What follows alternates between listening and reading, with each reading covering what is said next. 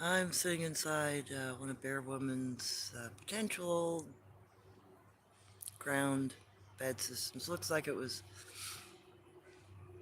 a couple with potentially a baby and at least a toddler with them. There's here, right there, kind of pinned in place.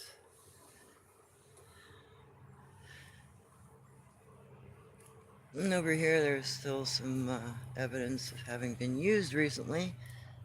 There's a snap stick in place that also happens to form the Kana strong. That was peculiar. So anyway, kind of bringing you up to date as to what's going on. I've got a couple of trips planned for this summer on her new bed systems up in a tree up above, over in this area. Got to bring my camera in because they've been sitting there, two of them been sitting there watching me. So I need to get some footage of that. It'd be nice too, anyway. So, um, basically, and yeah, there is a neighborhood just the other side of that little pond. There's a little slough pond down in here. And then there's a second pond west of me and a major roadway. But that doesn't really matter to cryptids. They have a tendency to just continue to live where they always have. No change, no difference. The only thing that might change is the way they gather their food or the position they might change to sleep in. Initially, it looks like they were in a ground bed system. So I'm going to try to show you a little bit of this. So where I am sitting is basically their living room, or would have been. So it's got a nice log that sweeps back, and it has this high arch. It's got a doorway and it's all pinned in place. And then here you have a little tiny kind of baby corral thing going on, which is common to see actually. So you have these two laced saplings, and then you've got a little teepee over there for a baby. So toddler is in this area. And then on the other side, in this big open area, would have been where they slept. And there is some, kind of interlaced some stuff and positioned material to create blockage. So, due to necessity, and this arch, this real round loop here, that's a doorway. They would have originally entered from over there, which is now a king nettle patch. So this really severe arch is very, very telltale of their doorway in. A very common feature to find. So this is very basic. This is always what a couple makes. It's a very basic place to be. Jin's first bed system, though it was long and it accommodated both my family and my, adopted family, them. Um, yeah, they set it up in a way that was, as she said, traditional. But they slept straight on the ground. A real basic little bed system. It just has to three elements basically. Two if there's only the couple, a living room and a bedroom. Then the kids get born and then they start adapting the area. So I'm assuming that once this area got really populated and a lot of housing happened, they decided to go up a tree and do an old traditional bed system up a tree instead. The other thing I've noticed is that though some groups definitely have particular traits of ways they like to build their beds, uh, it can change. Um, they'll modify due to terrain. They'll modify due to pressure, but they don't typically leave unless there's a predator in the area they can't handle, like a red-bone cryptid or something, a gugway that they can't get rid of. Then they might move, or they might relocate because of other family. Because they sometimes will move back in with family or move towards the family that they previously left. It kind of depends on what's going on in the areas. So this real simple little bed structure like this is pretty normal. And you'll often find them down under king nettle patches. That's very common to do actually. Find them there, or they'll find them up on ridge lines. Sometimes you'll find basket homes or a basket.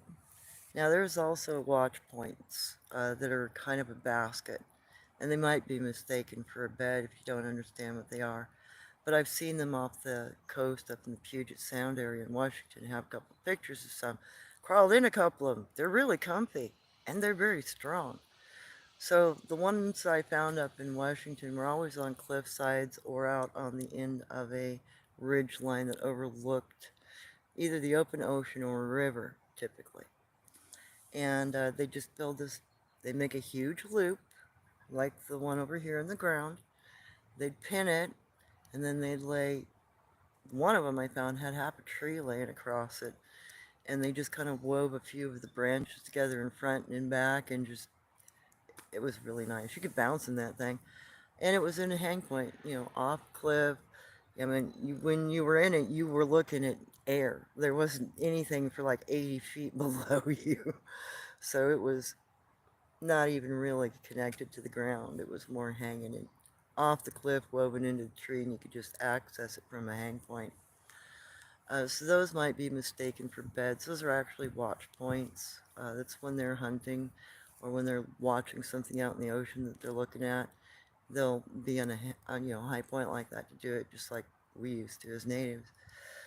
So what I'm trying to get going here are a couple of summer tours. I want to go over to Central Oregon. Hi everybody. I want to do a little piece on my turnout area, kind of show you my neighborhood over there. And maybe if I can get somebody to help me watch me pup, maybe I can do a 5-mile hike into the middle of nowhere and go film you a really cool bed that I know of. It's been there. I watched the individual actually make the bed. It's massive. It's huge. It's probably 20 feet long, 20 feet high, and 10, 12 feet across. And it's all woven sagebrush. It's huge. So anyway, that I would like to be able to show you, because that was in my turnout area, where I became an adult, learned how to be human. And then the other trip I'm hoping to do, gotta get a hold of some friends of mine up on the Tulalip Res in Washington. The backside of their property has a meeting area where there are marriages arranged, ceremonies are done, there's religious activities that go on the backside of his property. And very close in that same area is also a tool making site where they work in mostly granite. And at night you can hear them pounding on rocks, breaking stuff, because they're just 500 feet away from you on the opposite hillside. So I gotta get a hold of him, see if he'll let me come up for a weekend and try to film. I can't broadcast from there because there's no internet where he's at, because he's pretty deep in the res. But I hope to be able to do a documentary of that area. And there's a storage area in a trunk too that has a bark door that we used to trade. And I think he still trades with the family group in that particular storage spot. So I'm hoping to get up to do that. So I want to make those 2 little trips and give you those tasters. And if I have time while I'm up there in Washington, I'll stop by one of my habituated sites, see if I can get one of them to say hi. Oh, and currently, though you cannot see it, I'm going to have to bring my other camera in here and do a very focused shot, see if I can even get footage of this particular position. So, like I said, There's a pair or something. That ball, I think. Otherwise, her bed's over in the next tree, which is all the way over there. I'm still trying to find a good angle where I can set up my long distance camera and try to get daytime pictures in that bed because they do pop their heads up every once in a while. They'll move around in it. You can see, you can see the things shaking as they move, that sort of thing. So I've got to bring my other camera down here and try to get some more distance photos. So I'm still working on getting my Patreon up. That's to hopefully replace my current income. So if you like what I'm presenting to you, and I'm going to try to do several more of my lives in spots where there's activity. And I did do a trade here about a week ago. I got tapped at finally. I was able to interject in the tapping, suggested that I was a friend because I've been waiting at their front door, which is over there. This had all been blocked off. So I've been waiting over there to see if they let me come back here because I could see it from the other side. Just, I don't intrude. So it took me like 4 days waiting. And then I got a reaction. They started tapping about me. And I interjected. I'm a friend. Broke in the conversation with, I'll bring you something. You need anything? They wanted a toy. So I brought them a little teddy bear toy with a rattle head. So I said, if you're the young one, if I'm too close to the young one, all he has to do is rattle the bear and I'll move away. It's his little signal device.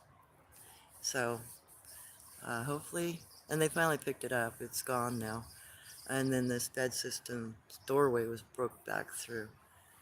So I'm assuming they were saying, yeah, you can come on down here and take a look. I've been wanting for a while to come down here and document this. I haven't been sitting on it for a second. But anyway, I always try to do the peaceful walk-in. Try to follow their rules. And usually that works pretty well. But I didn't have a chance to catch the tapping. I'd just done the filming in this area. I turned off my camera as usual, and they started in. Go figure. I really need to get more cagey about this. I maybe should set my other camera up to watch me while I'm doing my thing with this thing.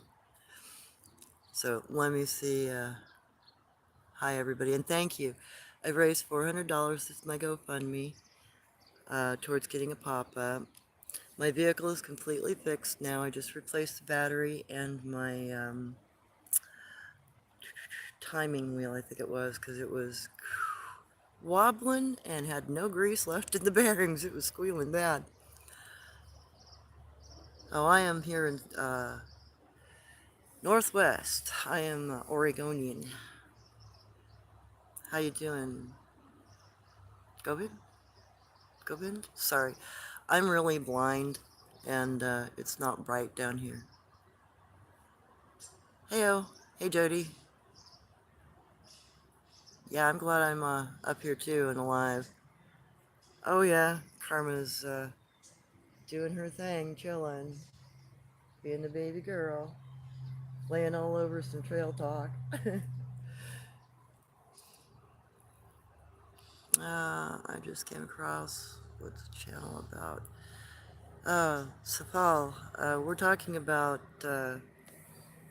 Bigfoot, you know, Dogman, Bigfoot, things in the area.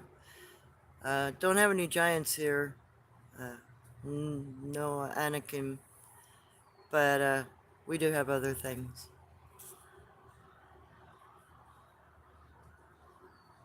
Cool, glad you're learning, CT. Well, basically, Safal, I've had an encounter during my life where I was able to live around a Bigfoot female. I learned a lot about her behavior. I learned about how to track them from my grandmother. Learned a lot of native lore. And what I'm trying to show is what the native people understood of them, what I understand of them, how they live as a humanoid primate. We're primates, they're primates, they just happen to have hair. Their mentality is not completely that of a primate. They're tool users, Uh, they have language, they speak, they communicate, they write, they tell lore, they teach their young.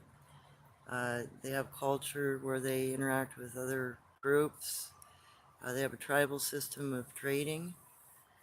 So they're very different than any other creature we've examined in the biological world so far. Hope that clarifies a bit. And I am of the firm belief because I lived around one between 1968 and 1973 total, almost 5 years, with the Gugway also coming onto our property. I'm very aware they're physical. I'm very aware they don't fly off in a spaceship. I know they don't walk through dimensions. They do have some special abilities because of their meditations and their intentional practices, but they're just as physical as you or I.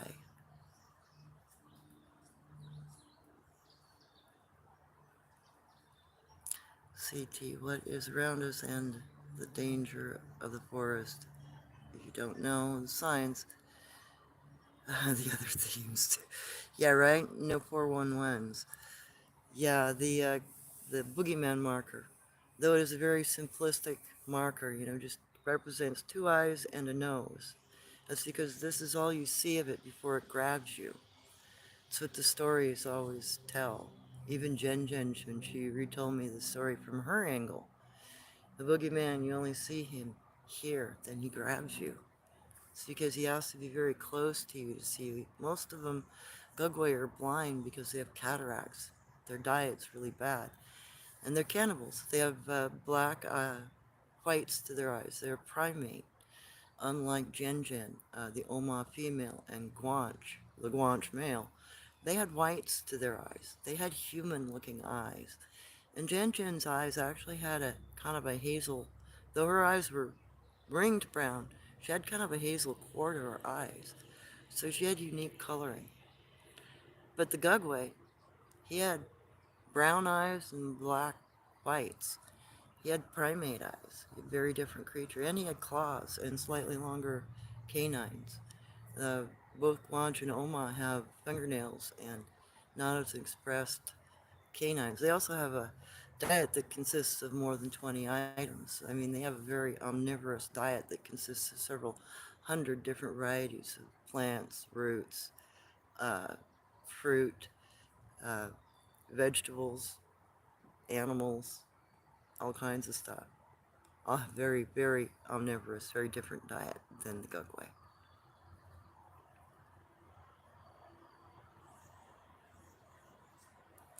Yes, I will always try to read my questions and answer them because I feel it's important in having a dialogue openly, whether you agree with each other or not.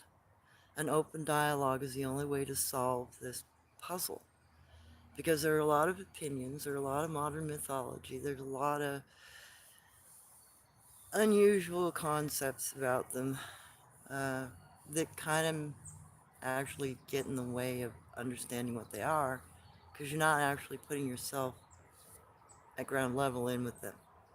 Makes a big difference when you're in their terrains and you're aware of what you're sitting in, where you're at. And if you stumble across something like this, if you're out hiking, it looks like a great camping spot, And if it's abandoned like this one, you can get away with it. But if it happens to be active and you end up camping in a spot like this, it might be hell to pay. They might not like that. So there's that I'm also trying to exemplify, try to show examples of, so that you understand what you see when you're out there. They have certain structures, there's certain ways they live, there's certain things they do, and if you can recognize what they do, makes it a lot easier to be around them and understand which ones are going to be more docile. The ones that build pots and use a lot of tools, they're very docile. Gugway don't use tools. They use a stick, and they'll do the whole primate thing, foraging for termites with a stick, although some Bigfoot young do that as well. They'll skin a stick and stick it in a hole for grabbing termites. We've even seen that with, primatology films. Uh, but Gugwe do that more often, and then their diet's mostly crayfish, so they have that keratin issue.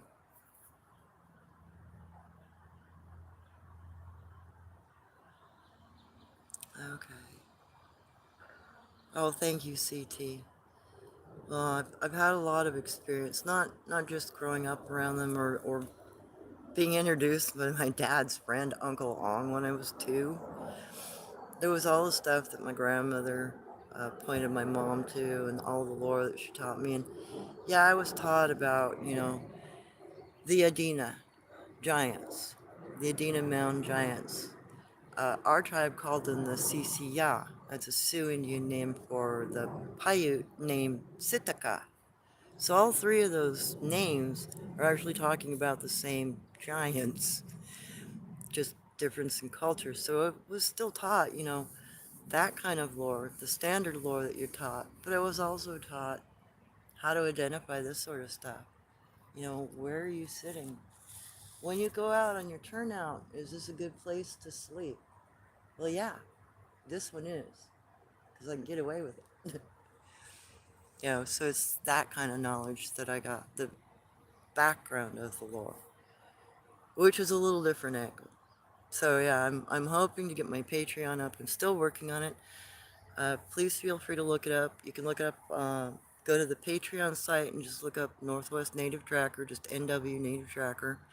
I haven't monetized anything yet. I have a couple of free things up, just a couple kana, and a little bit of a discussion about Zhao Dynasty writing, because I've noticed, I keep finding what I think is Hebrew, except I realize finally it's not Hebrew. Finally found one that was laid out well enough I could understand it was old script. It's very similar to the katakana cursive, because the Japanese cursive, you still have all the same elements where you're laying out a stick image, but the brush strokes make the difference.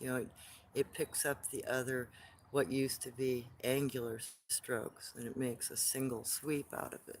Cursive. I'm like, oh, God, it's cursive. I didn't realize that. That's Sao Dynasty. Duh. Didn't even think about it. I've been trying to solve that puzzle for a while. I've noticed several markers like that, or several kana, I should say, like that. And that one's actually kanji. It has a whole sentence, the way we write, or way to write, meaning proper writing. And yes, Bigfoot gets into very formal writing when they're making announcements, and they'll lay out great big stick patterns that are 3-4 feet long and across for like a birth announcement, and they'll say, big party for baby, bring presents. So that's always an in. But I gotta find that kanji again. But they'll write out this massive, really beautiful kanji to make announcements with. So that's something. I have a picture in my old documentation from when I was building my tracking manual, but I haven't dug that out yet.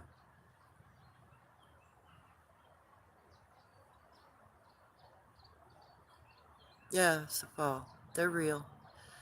Um, Jen Jen acted very, very guardant of my family. When the Gugwe came on the property to attack and kill her, she stood in the way of that thing for almost 8 months.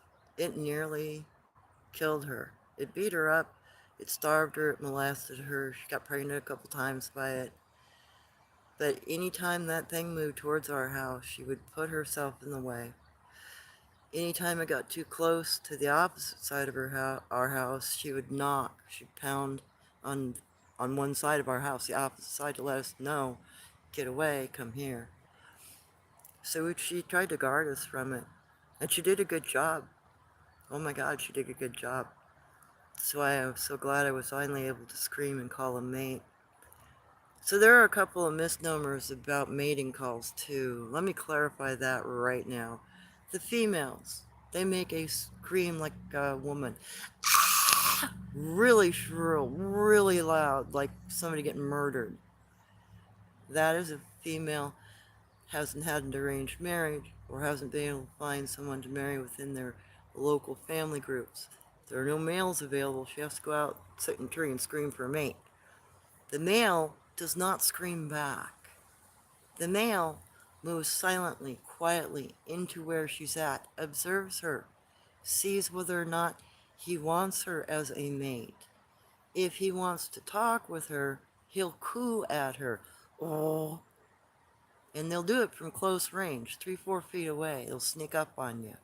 I've had that happen to me several times. I'm very aware of what it is. The sound that everybody is screaming about, oh boy, you found a Bigfoot male mating call sound. No, is actually the word no. It doesn't have a dang thing to do with mating. So misidentification of language. So anyway, that's why you can't go too far into the primatology end of this. They exist in their interactions with the world somewhere in between. They're more like a primordial human being. They're more like a, they don't fit the bill as a gorilla, they don't fit the bill as a chimpanzee, they don't fit the bill in a lot of ways. They also have completely very human behavior. They make nets, they build structures, they make tools, they nap tools, they make wood tools, they make stone tools, they make clay pots, they use fire pits, they make fire, they use fire, they know how to make a pitchwood tree, draw the sap to the bark side, bring it to the surface so it's easier to burn, it's waterproof. You can always start a fire with pitchwood, rain doesn't matter. So it's that kind of behavior that puts them definitely into our category. Also, the whites to the eyes. That's a huge difference. All primates have black whites. There's only one primate that I'm aware of that has green eyes with whites, and he was born in the San Diego Zoo or San Jose Zoo like 5 years ago. An anomalous chimpanzee of the bonobo family, if I remember correctly. And if I remember correctly, they had another anomalous primate there from a similar family group or the same family group that had non-standard reproductive genitalia. The male genitalia was human. That particular primate had been housed at that facility since the 60s when he was found. He was bought from a sideshow act, if I remember right, in Las Vegas or something. Or he was donated from it when they stopped utilizing him for public show. Anyway, anomalous stuff like that. There's got to be some sort of a genetic thing. But anyway, I'm getting lost in this, talking about what my opinions are. So yes, as far as I'm aware, they're real, and they're some sort of primordial humanoid, as far as I can tell. So I want to do more language captures throughout the summer. I'm going to continue to post on my YouTube. I've got to get my Patreon up and functional completely and monetized. I don't think I'm going to do anything on it for more than $10, and that'll be my documentaries. So I'm going to be doing the kana, of course, and there'll be, English, and then you'll have the written form, and then the stick pattern. I'll be collecting those as I walk through territories and I find kana on the ground. I'll be snapping pictures and translating them. I'll put up 5 a month for a $5 membership. At the end of the year, you'll have, like 60 kana? When we hit about 200 or 300, we'll probably have enough to have a conversation. So that can be an ongoing thing, because there's got to be thousands of kana and variations, and any kind of little extra that I find, like the one kana that was describing an aspirated consonant. Those will be posted for free as language interest, if you're interested in, because I don't have as much background as I would like in the classical sense of languages. But those of you who do, and I know some of you do, because I know some of you speak Japanese and some of you speak Chinese on this channel, please feel free to take those examples. Please look further into them. Document anything that you can find, and add to the conversation as you find material. because it's the only way that's going to bring the language forward. Oh, the eagles are back. Where you at, babies? There's a pair of bald eagles here in this area. I think they might try to build a nest there. They're trying to mate in the area, so it would be fun to have one sitting right close.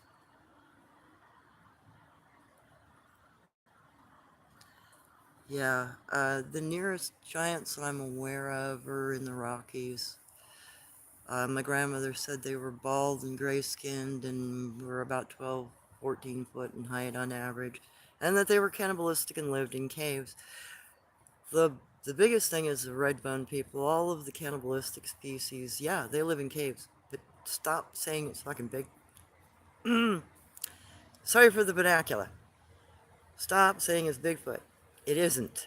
They live on the ground. They don't live in caves. But your 411 cases, your giants, your leftover red bone people that are cave dwellers, your crawlers, your face peelers, your face eaters, your comazotes, bat people, yeah, them buggers, they live all in caves.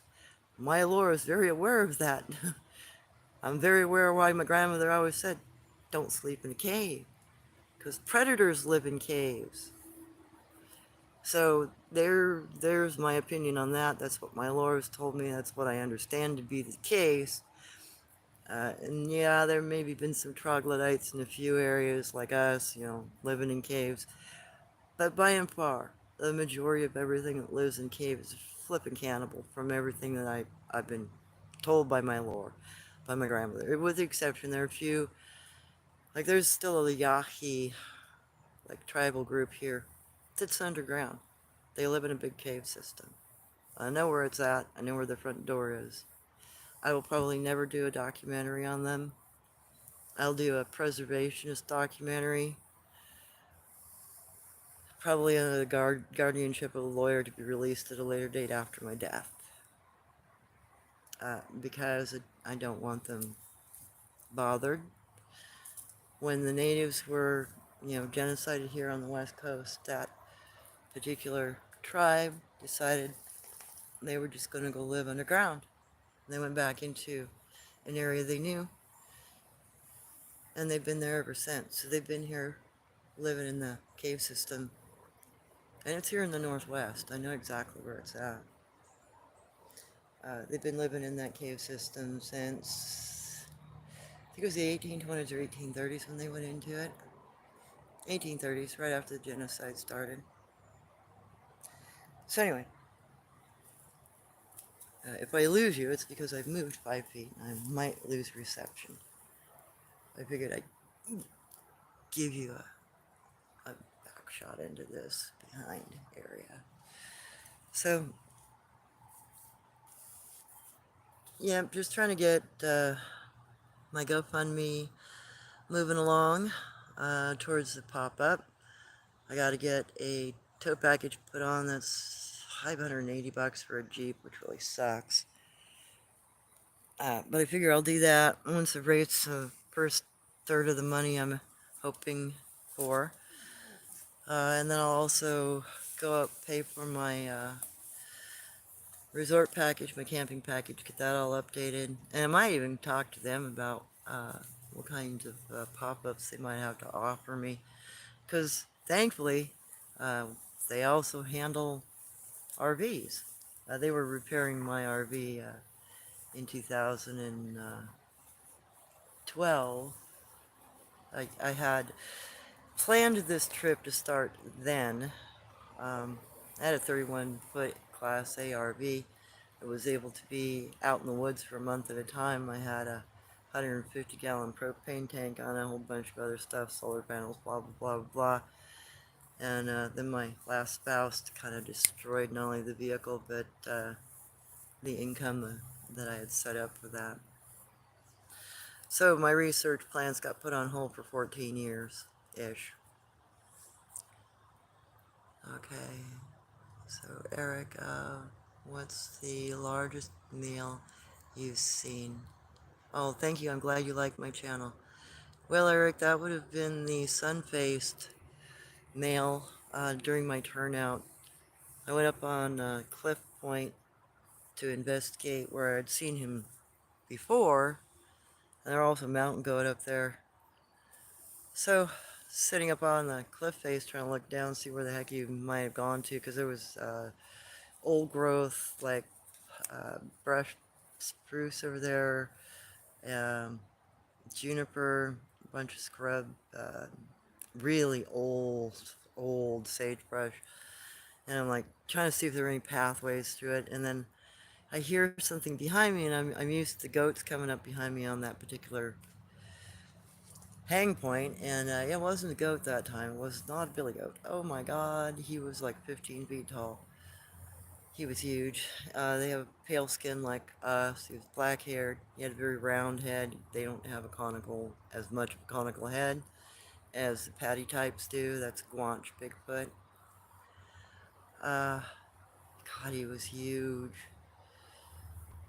And yeah, he sat there and looked at me for a couple of minutes. And one of those moments to, am I gonna survive if I jump off this cliff? Because I don't want to go past him, and I don't know how long he's. Oh God. Anyway, and it was a sheer face off the other side. But no, I would never do that. Anyway, he left after a few minutes watching me, and I went up and I investigated where he jumped down off the cliffside, because he went down a couple hundred feet and then just off a straight sheer face. God dang, I don't know how he didn't break both of his legs. It was the weirdest dang thing to see. So anyway, his tracks were like 32 inches long and about 18 inches wide. So he was the biggest one I've ever seen personally, and he was maybe 140 feet behind me, if that. He was sitting on a rock escarpment, hang point. I was in a saddleback, and there was this little rock jut, and he was sitting on the little jut boulder. It was a startling moment, to say the least. That was in broad daylight too. It was like 2 or 3 in the afternoon. Oh hey, I got some flies, nymph flies coming and hanging. All right. Hey, Mr. High Cat Hatch. How are you doing? Not to change the subject. My theater art teacher. Oh, I'm so sorry.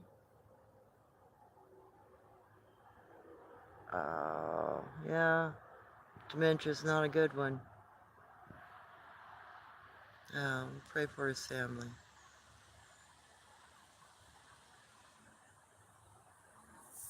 Oh, wow, thank you. Yeah, everything's free on Patreon right now. As soon as I get things up and running, I'll have more to offer.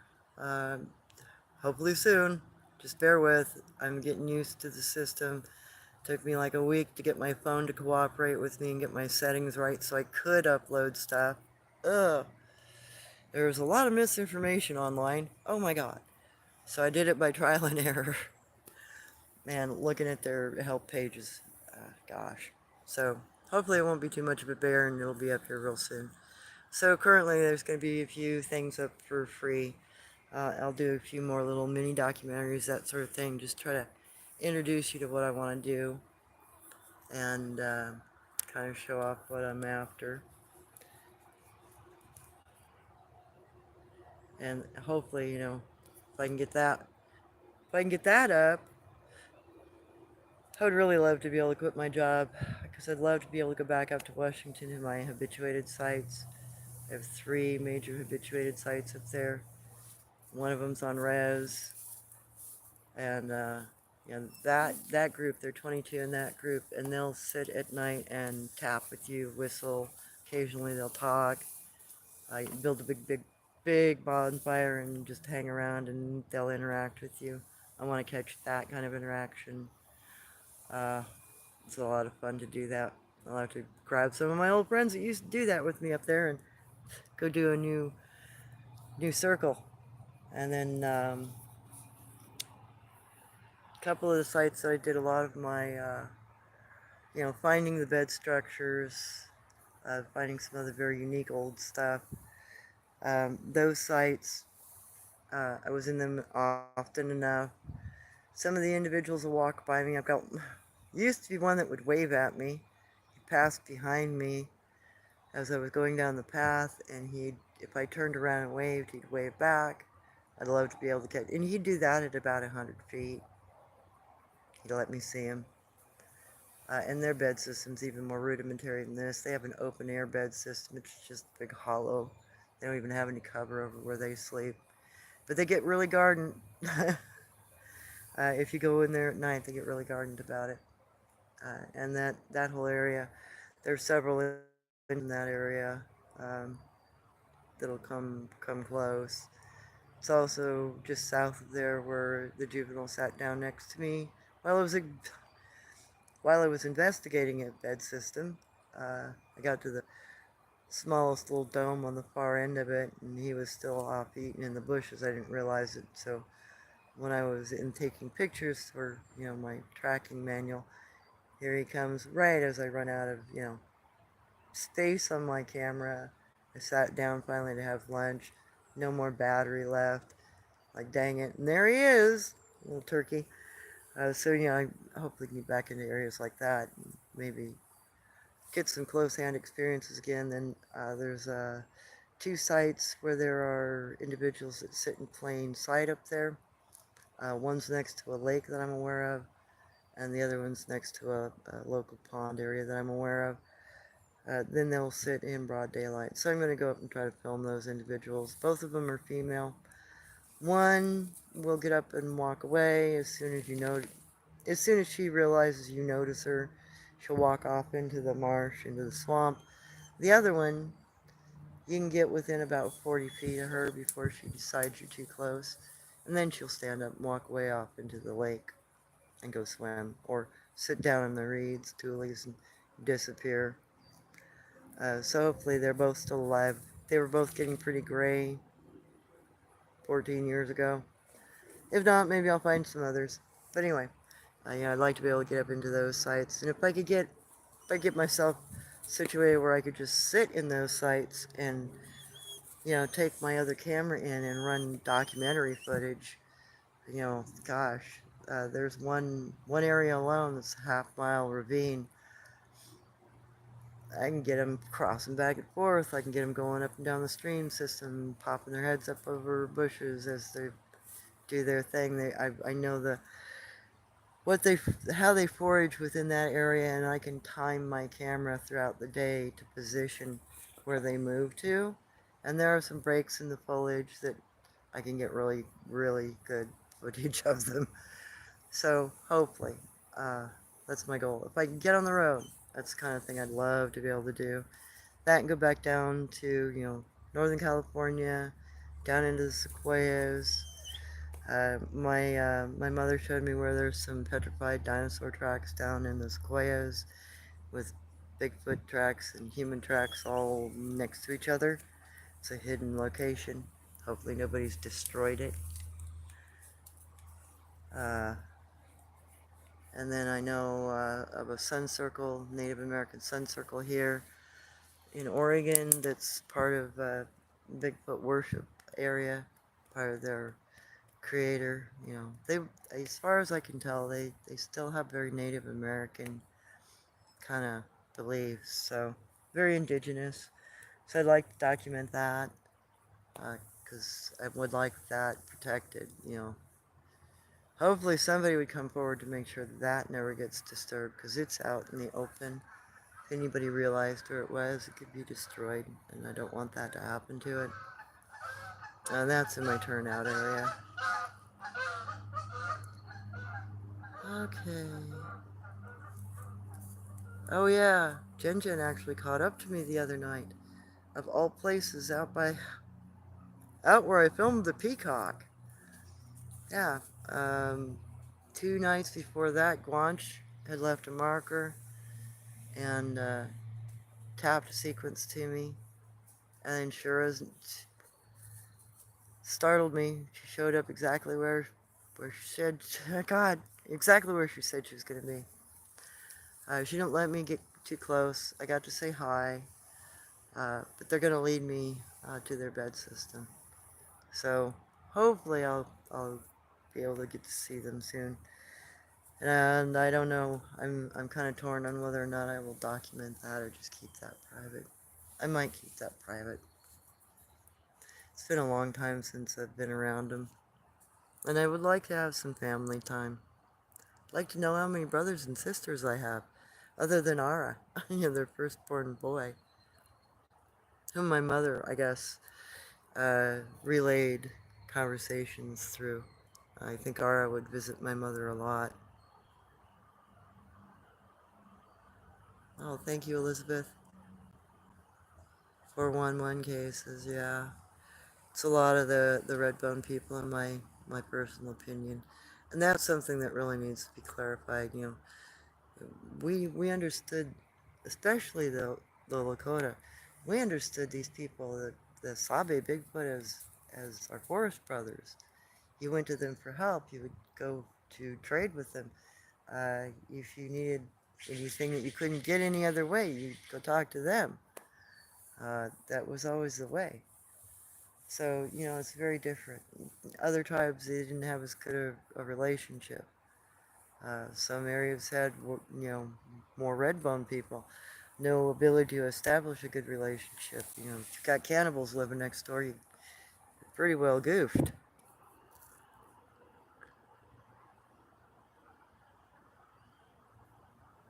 Oh, awesome, Phil. I'm glad you got to see a couple. Yeah, no problem, Eric. My biggest thing is that, yeah, the lore I was taught was more about, yeah, their functionality, how they live, how they do things, the way they exist in this world, and the things that they do to exist in this world. Oh, there we go. Got another little lizard. Evidently, there's a hatch out of dragonflies in the area, getting little babies on me. But that's to be expected. They hatch out here a lot in this valley. And you, hi.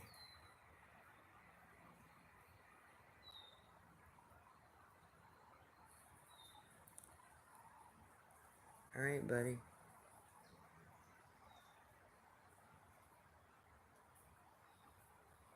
So anyway, yeah, my plight is to always have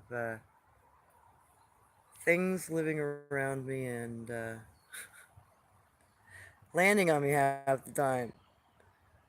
I've had butterflies land on me. I've had these little guys. I get dragonflies. All kinds of stuff lands on me. Occasionally, I have a squirrel that tries to come talk to me, or a bird that tries to land on me, or some other silly thing, or hummingbirds. My grandmother, oh my God, when she'd be out weeding her yard, she'd have hummingbirds sitting on the side of her straw hat. Sometimes there'd be a dozen of them. She'd have to take her hat off and shoo them away. They loved her. Okay, the other red paths, streak. Yeah, some of them can run really quick though. They are, nice. That's really close. 100 yards is really close. That's good. So yeah, basically, I just want to keep trying to go forward. I want to try to get on the road. I'd like to be able to do this full time. I'd like to be able to revisit all the spots that I was taught in.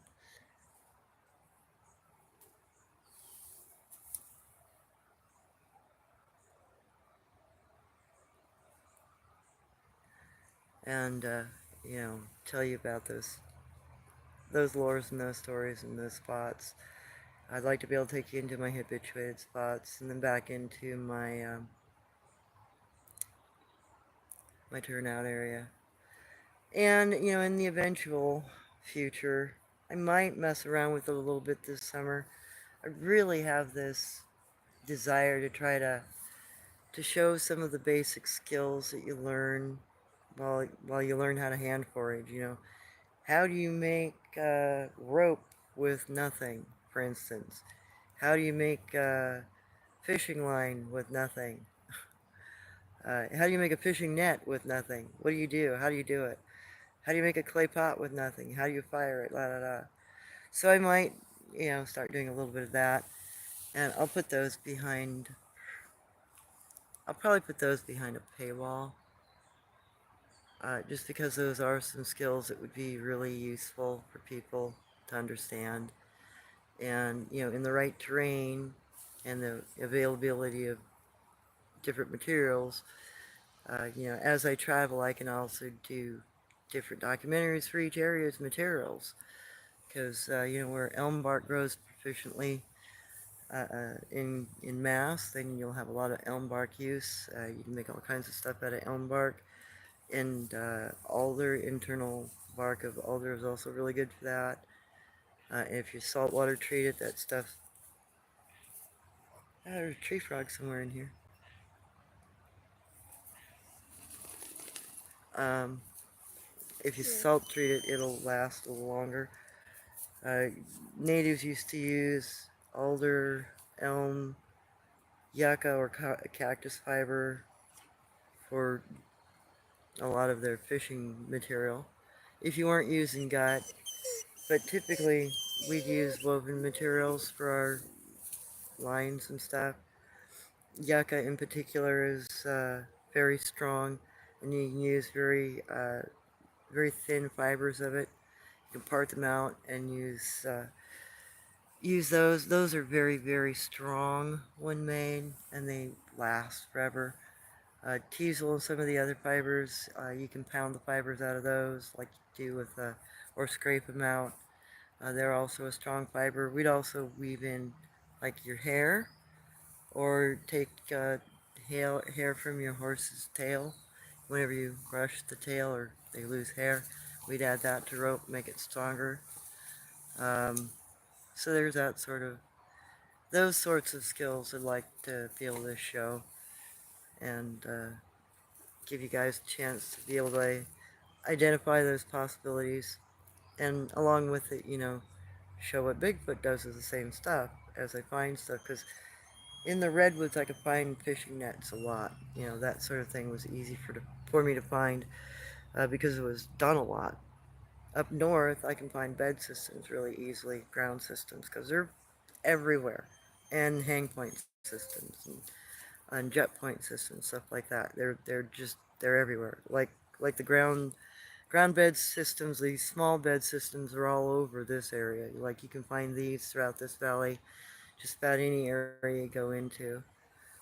You can find these little tiny bed systems relatively quickly, and with easy access. You can find them off hiking trails pretty readily all over up here. But getting into the bigger systems and that sort of thing, you either got to be further out or further north. So I was thinking about maybe hitting up one of the Bigfoot Summerfests this year, just out of curiosity. Excuse me. I don't know if I'm going to be very popular, mainly because I don't get into the whole modern myth about them. And this is something else I noticed about this little area, where, it's right across from where the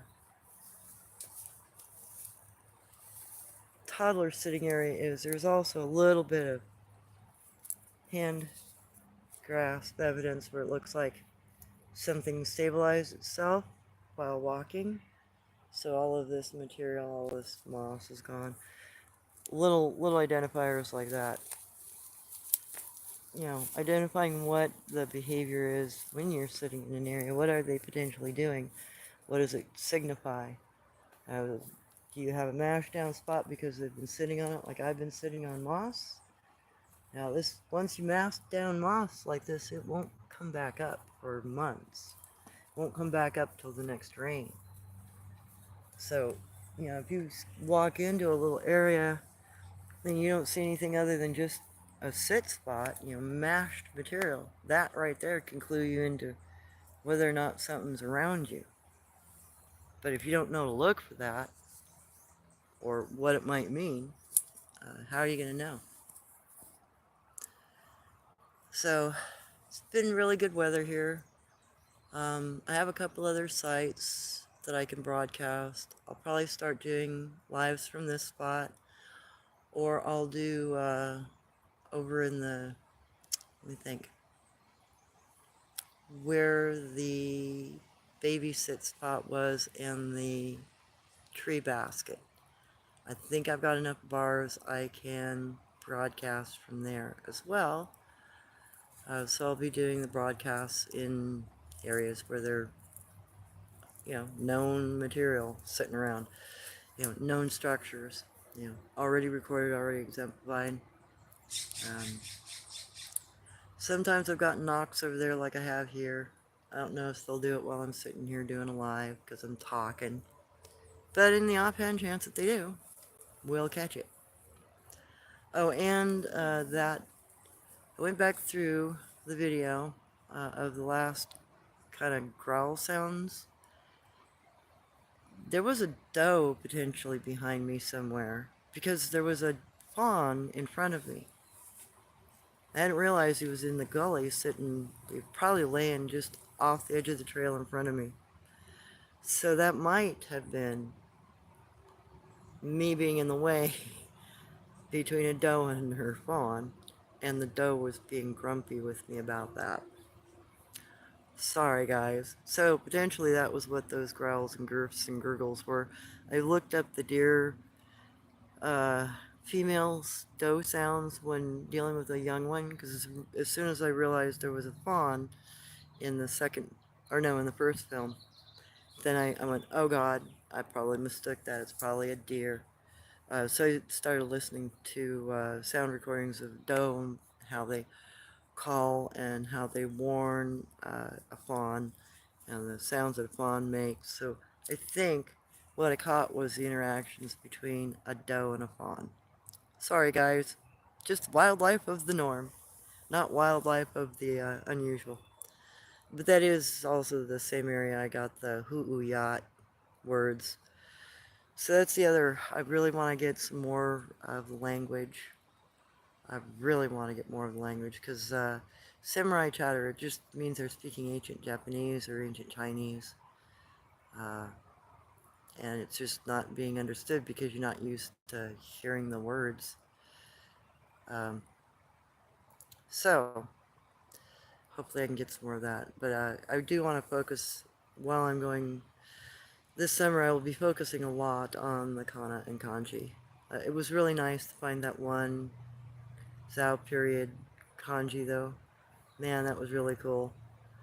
I've seen that kanji before. I've had troubles translating it before.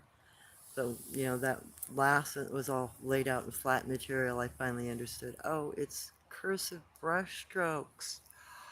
Oh my god, it's not Hebrew, it's cursive brush strokes. Duh. So I did the form of it. And that made it a lot easier to translate, dang sure.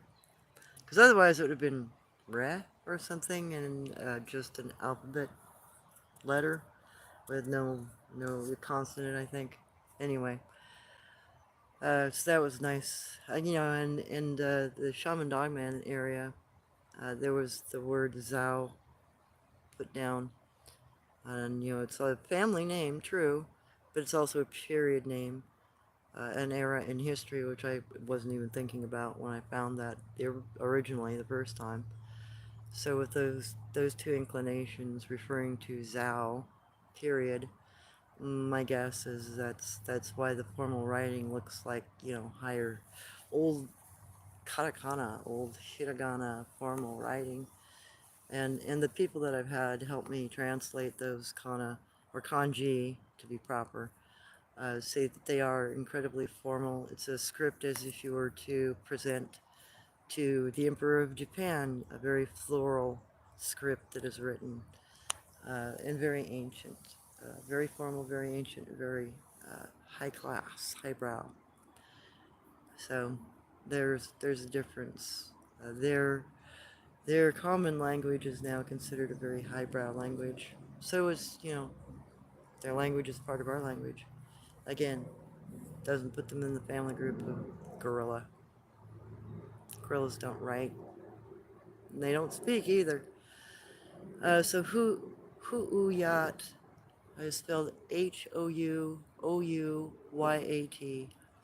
If you hear Houyat, and sometimes they'll make it really quick, and it'll sound like a owl sound. Houyat doesn't really sound like anything. Houyat. If you hear that, they're chasing you with a dog man. It basically says it's another person to chase. It's what the phrase Houyat means, another person to chase. So pay attention to your samurai chatter when you're out in your research areas. Make sure they're not chasing you with another cryptid. Please be safe. Whenever I hear Houyat, I always go, Houyat, don't chase me. And then I make sure to keep my eyes on where I heard that phrase from, see if I get any bush rattling, any shaking, anything moving in that area, because then I know something's coming at me or trying to flank me. So keep that in mind, please. They do like to flank you, and they'll come at you from, they'll pincer you. They'll distract you from the front and come to the back of you. Be careful. And then they'll hit you from the side. Be really careful. They work in teams, for God's sakes. I'm sorry, you guys are a little innocent to be in the field. I know you think I'm the innocent one that's a fool. Not the case.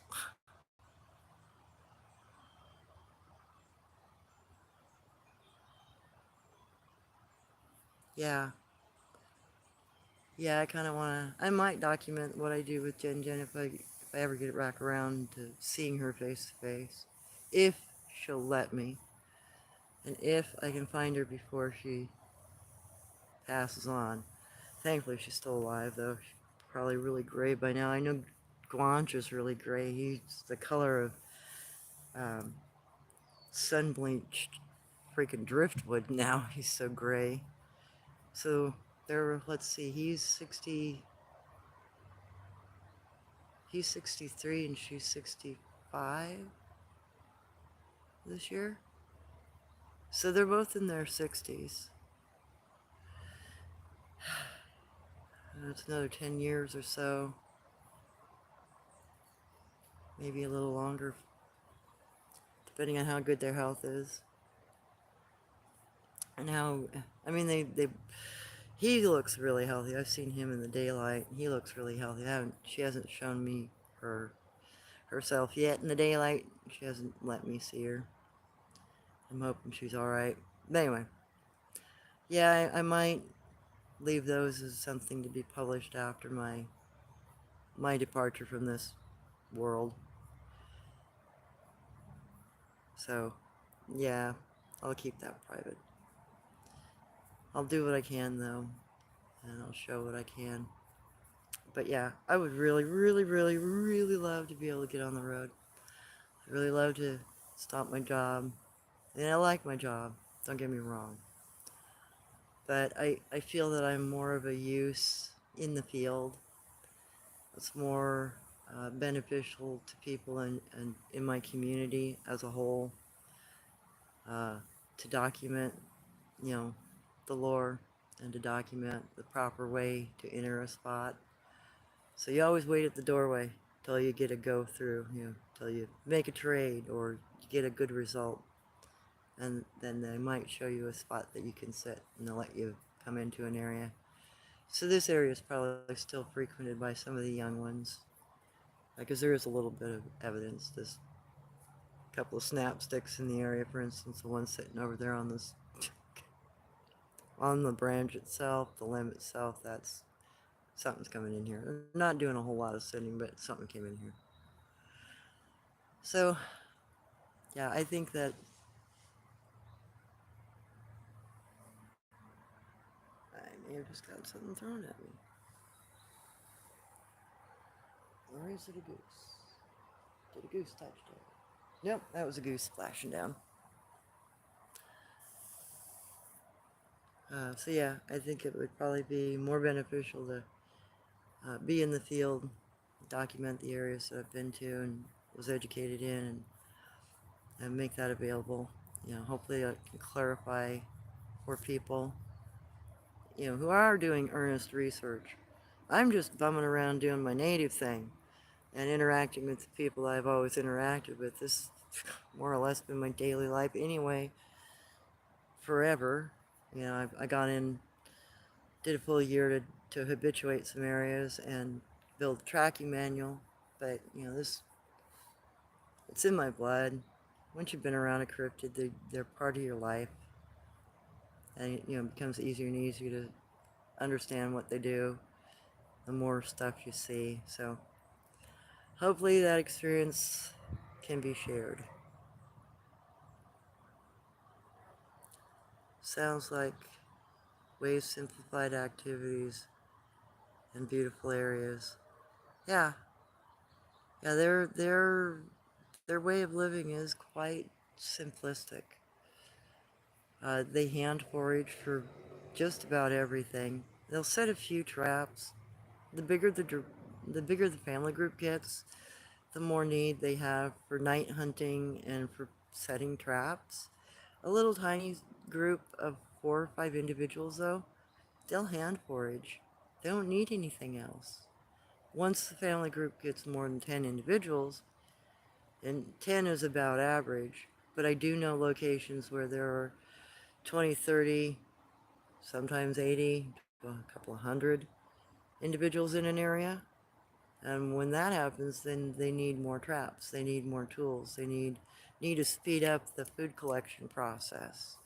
They have to make it more productive. So in those areas, you'll find a lot more tool use, and you'll find a lot more traps. Um, Down in this area, though, a lot of the groups stay under 20. They seem to divide at 20 for the most part in this area, except for a few of the ones out in the forest that I'm aware of that have been in long-standing positions in the same locations for hundreds of years. The Cascades have groups like that. Some of the Cascade groups you don't want to be around. They're red bone people, and they're God dang, you got to be careful in some of the Cascade areas. Uh, Up in the Willamette National Forest, there are a couple areas up in those places have been hereditary spots. Out in the Umpqua, north and south, there have been hereditary spots. I know of at least one dogman cave system out in the National Forest I was told to avoid. I might try to go up there to where he likes to swim and see if I can get some daytime footage of him, because when you go to his swimming hole, he will come to your vehicle, he'll come to the edge of the forest and look at you, and sometimes he'll growl at you. If you're swimming in his pool, he might throw stuff at you, because yes, they do still throw things. They still have hands, though their hands are a little bit more raccoonish. They still throw stuff at you.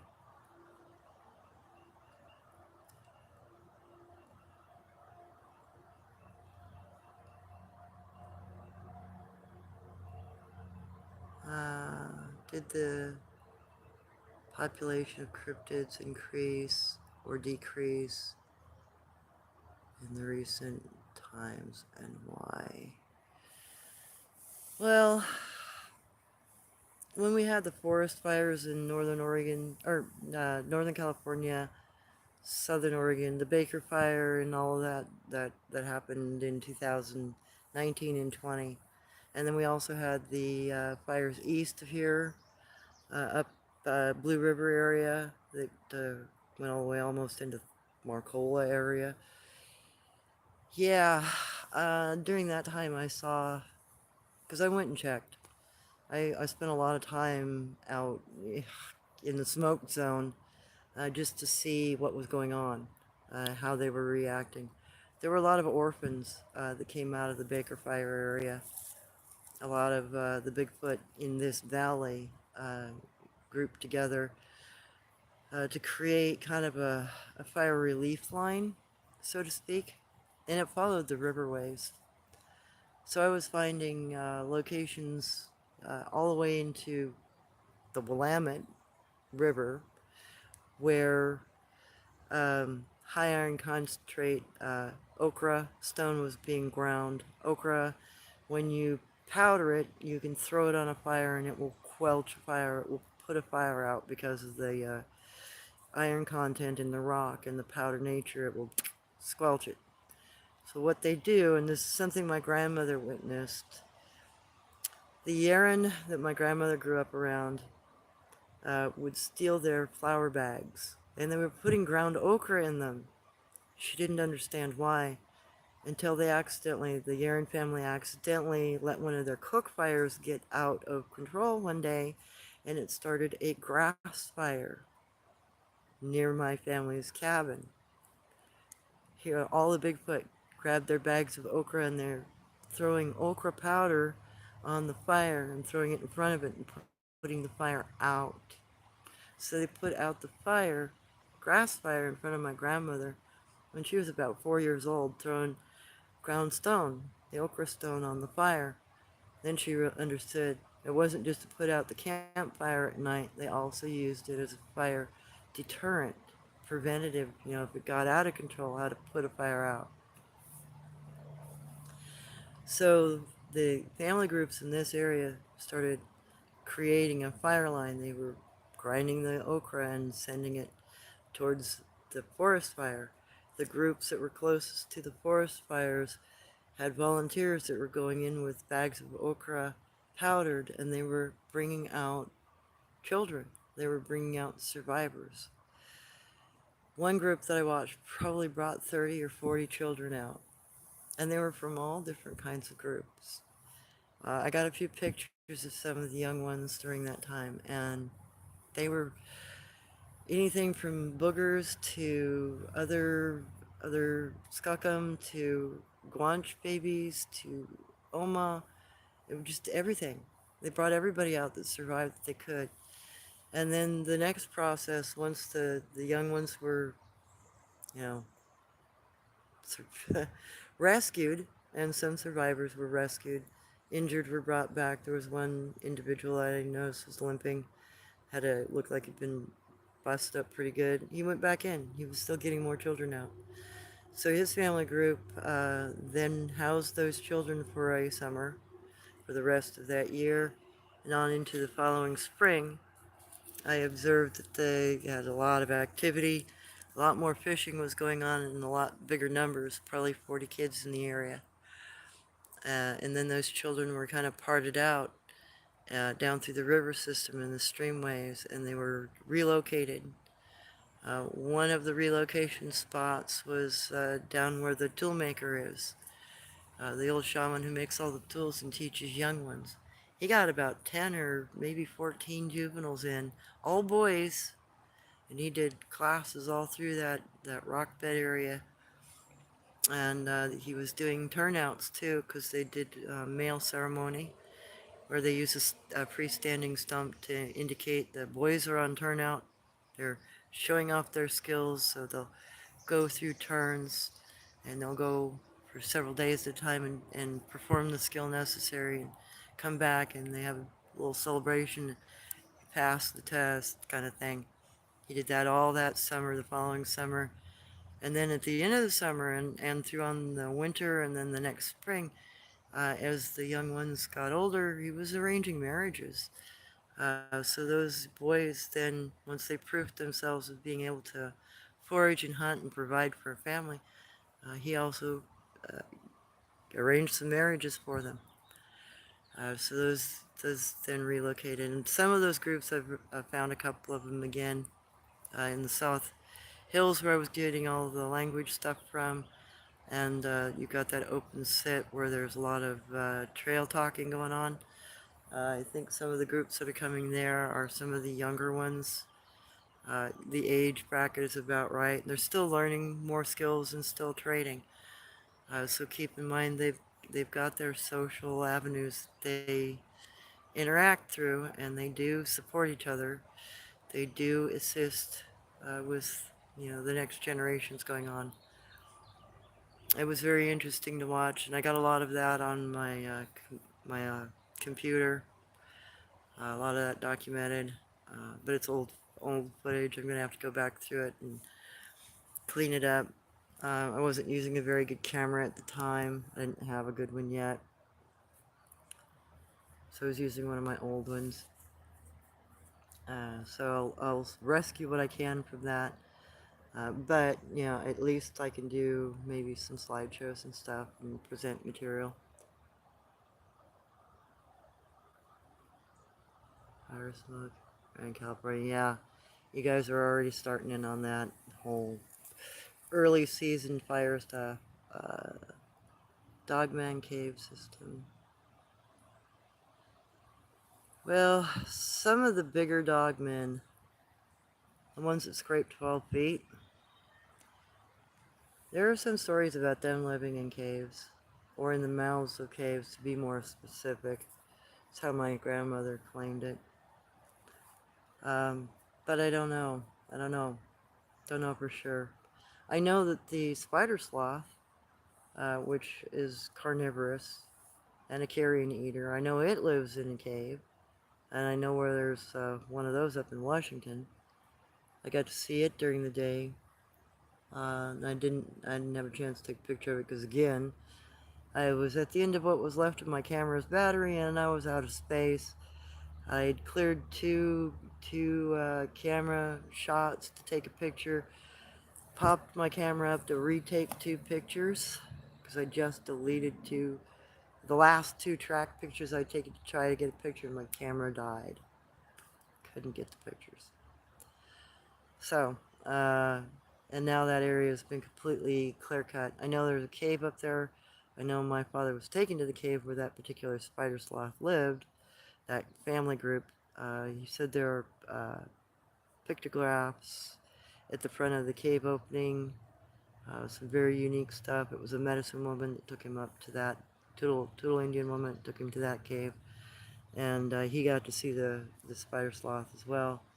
And then I got to see it in 2009 is when I saw it, or yeah, 2009.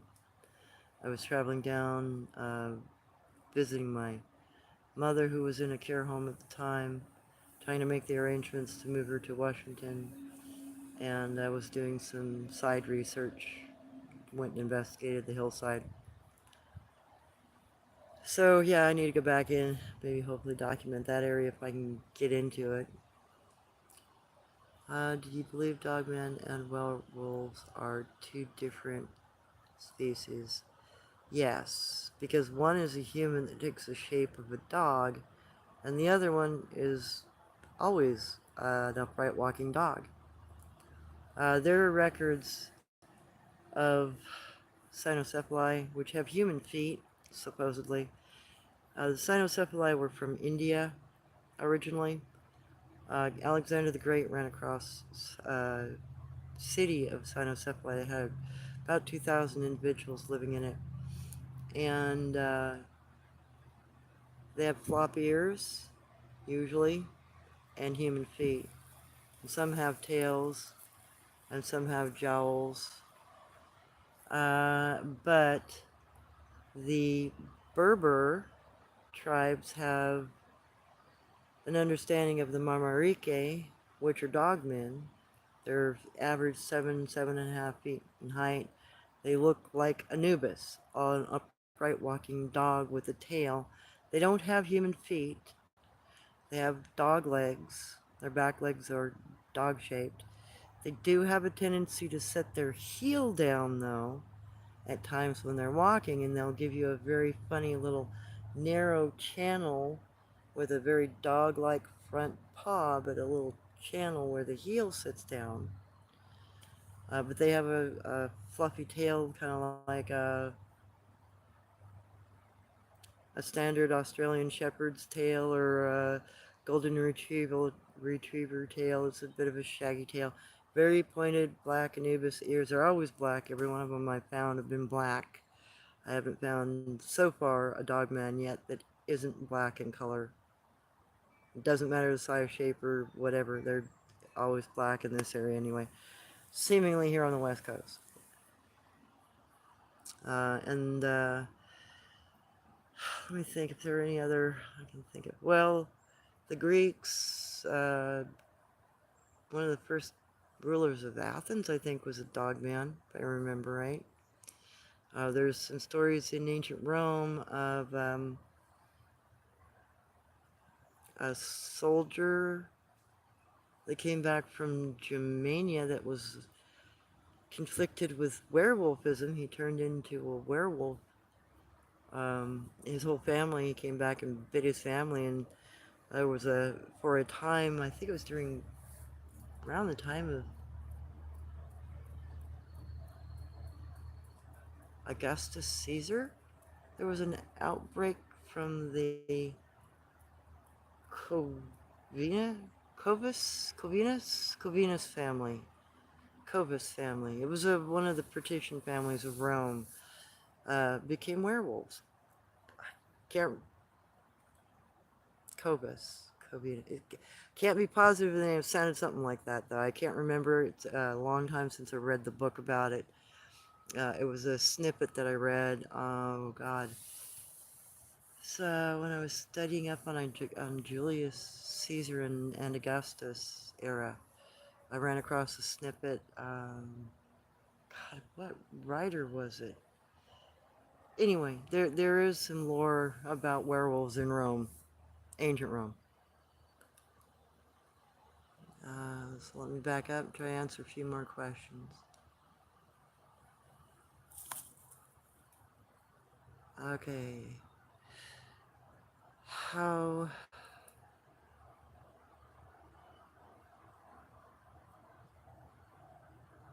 how dangerous do you think dogmen are, and are they more dangerous to humans, and how involved are they in malicious wild animal mutilations? Um, there are three types of dogmen in this area that I'm aware of. We have grassland dogmen. You can step on them while they're sleeping and they don't give a hooey about you. I know, I've done it. Had a friend with me and he confirmed that it was a wet dog underneath the grass that I stepped on. Mountain dogmen, they live at about the 500-foot level in this area. Now the grassland dogman, they're common dogman. They average about 6.5, 7 feet tall. Some of them get up 7.5. Thick green eye shine, real bright. They're really friendly, easy to trade with, not harmful. You can walk on them. They don't give a hooey. Mountain dogmen, electric blue eye shine, live at the 500-foot level, not at the valley floor. Bad attitude. Not dangerous, per se. They very intelligent. They can open your car door. They can, well, so can the grassland ones. They'll turn off things, so they can turn things. They can figure stuff out. They can throw electrical switches. They can turn knobs off and on. They can open your doorknob. They know to remove things to get inside stuff. And they get very protective in an area. They will be more boisterous, but I don't personally. I've spent 7 months living around one. There was any time he could have ripped through the little tiny flimsy yurt wall or busted down anything he wanted to get to me. He never did. He harassed me, made my life a miserable hell at times, but he never hurt me. So I don't consider him dangerous. I consider him a cheeky individual. However, the next ones up are your potential cave dwellers. Because the other two, the grassland ones, they live under the grass. They make grass burrows. They make pits that they live in, and they sometimes build a little rock wall and put cover over them. They typically like to eat inside their homes, so normally they've got some place that they've got a little storage spot for their food. The mountain variety that I was around, he typically slept on the ground. I caught him napping in the middle of the afternoon more than once. And at night he'd be in the same kind of places. So he kind of lived like the Oma. He lived on the ground like this. So he wasn't in a cave. He wasn't up a tree like the bear people.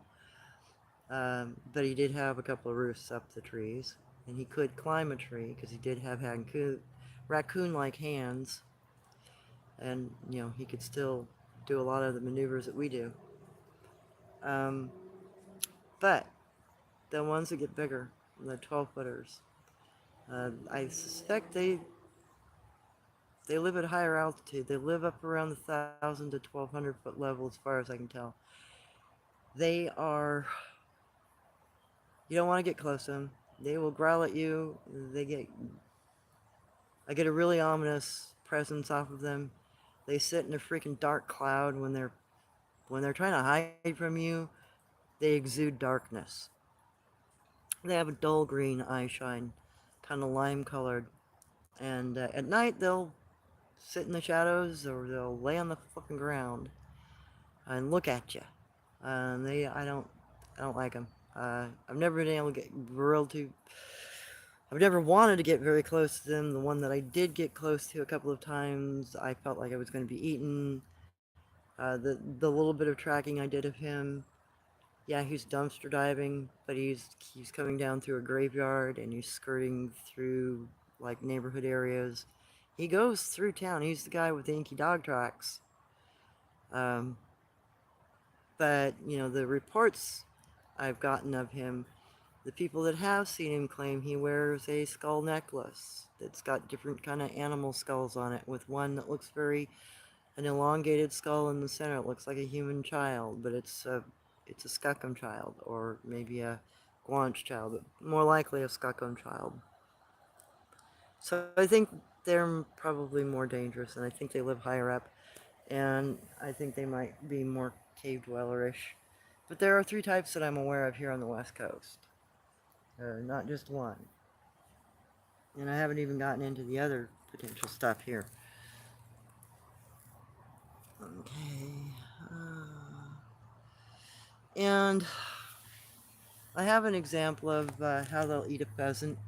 Like the grassland ones, they'll take a pheasant, and they'll break its neck, and they'll walk with it. As they're walking, they'll twist the feet off first, typically, and they'll drop them. And this will be strewn 80 to 100 feet. They'll twist the feet off, they drop the feet. Then they'll usually twist the tail off. Normally they keep the tail. I think they like the feathers, or they might use them in some way. Because I never find a tail when I find a pheasant that's been killed by a dogman. The tail's always missing. Never find it. You'll sometimes find the carcass with a broken neck still. It's the last thing once they've taken the tail, and sometimes you'll find a feather or two from the tail, but you don't ever find the whole tail. You'll find the few feathers, and where they plucked a bit as they strew. And then the last, they'll sit down, they'll pop the wings both off, they'll twist them off, set them down. They'll pull the skin off, then they'll eat the carcass. They'll eat it that way. So you'll find that sort of thing.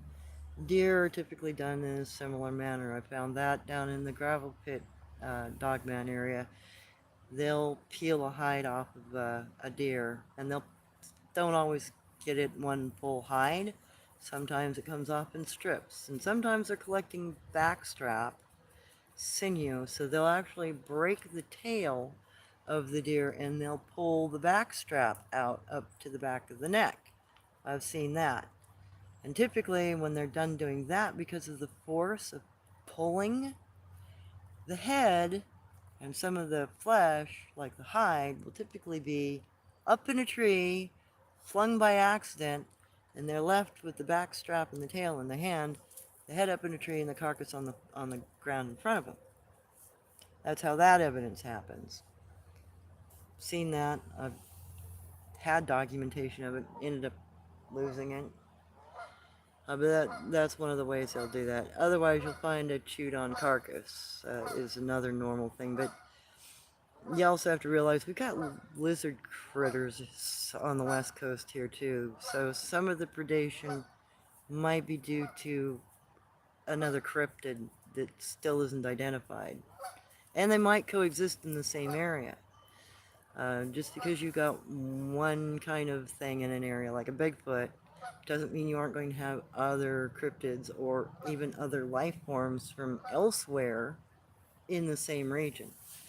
Um, the whole, a lot of UFO activity, there are hotspots. Well, Bigfoot might live in those hotspots too, just like you might live in those hotspots. Uh, You know, you share an area. It's one big fishbowl after all. So the other is you might end up with, cross evidence.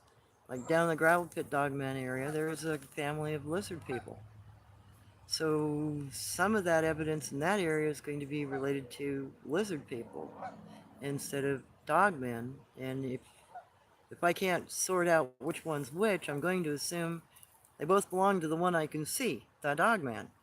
Though there is another cryptid also living in the same region.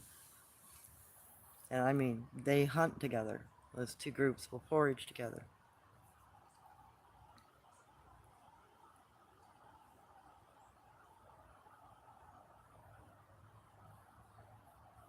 Okay. Are you familiar with the government's Bigfoot Dogman project? Yeah, they were trying to capture him to turn him into dogs, super soldiers, right? At least that's the scuttle I heard.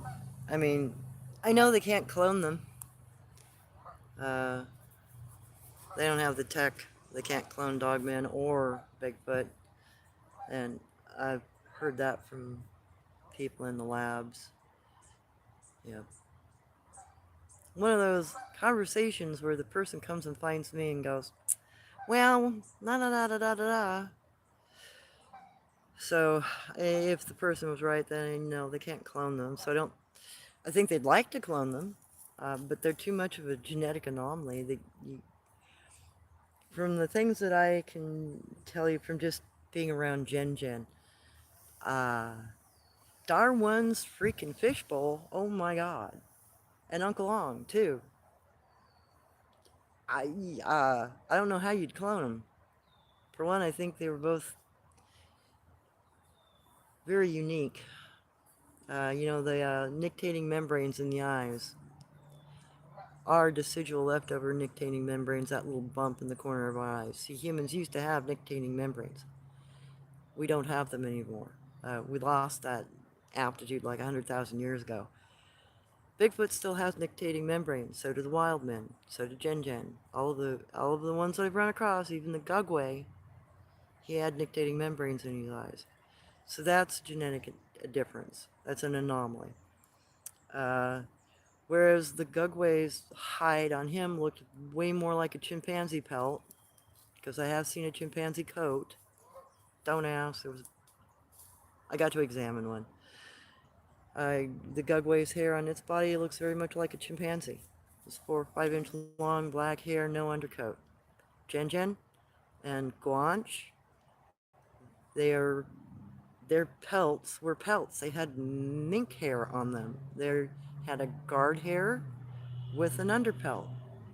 It was even kinky. The underhair was even kinky like a normal mink pelt. Their hair never got messed up. Stuff never stuck to it because you don't need to groom. It's a pelt. It's like dog hair, short-haired dog. Doesn't ever get messed up. They don't have a bad hair day. The Gugway, yeah, he always had leaves and stuff in his hair. It was always catching stuff. The dogmen I've seen, even up close, they have guard hair, but they don't seem to have the undercoat. Because they do have a dog hair sample, a dogman hair sample. It smells like human hair, doggish scent, like wet dog and human. Looks like human hair, has a very small, thin structure to it. Not all the hair types are the same because you're dealing with multiple different creatures. So that's something else to be considered. I don't know how to break it to you guys. There's a lot of different hair structures out there, and these guys are different creatures. And boogers don't act the same as Oma, and Oma don't act the same as dogmen. Okay. Uh, like Tony.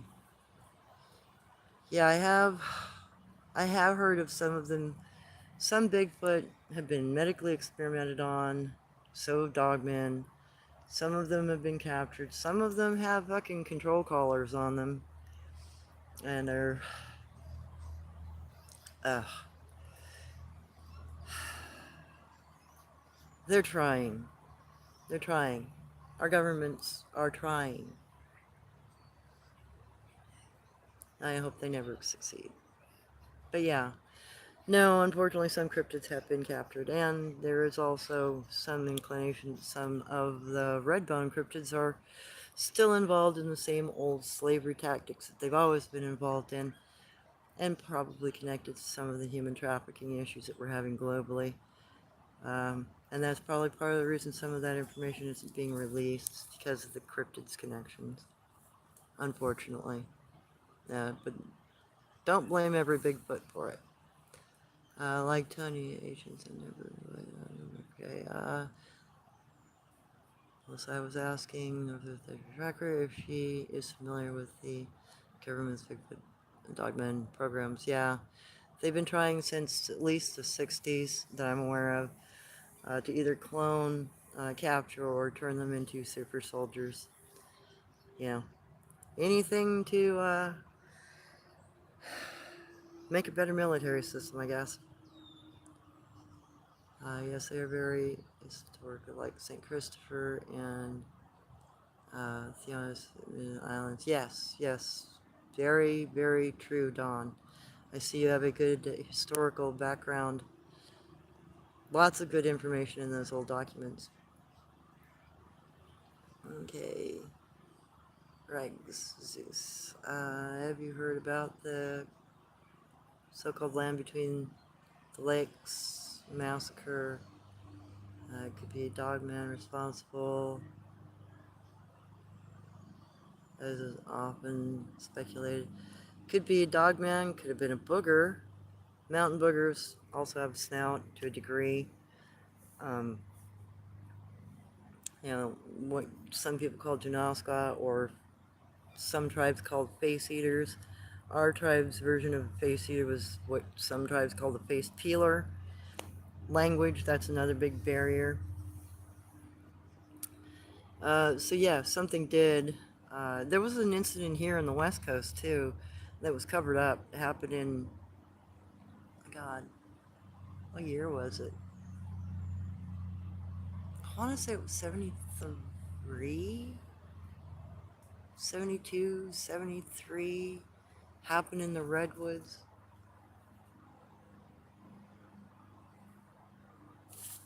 Carmen, blame me. Don't bother. Duck. Um, there was an incident supposedly where a group of teenagers, college-age people had gone out, big party weekend in the Redwoods, hanging out in a rather remote, like Girl Scout camp, very primitive campsite area. And it was, let me think, what area was it? It was off a river. I can't remember which river. It's outside of, south of Fortuna area, by ways, if I remember right, and a bit east. Somewhere off in that area is where it supposedly happened. So, supposedly these kids, about 20 of them, or 30 of them, were out there having a big party and camping for a weekend, or a week, for a period of time. And the rumor was is that they had interacted with something one night, and the next night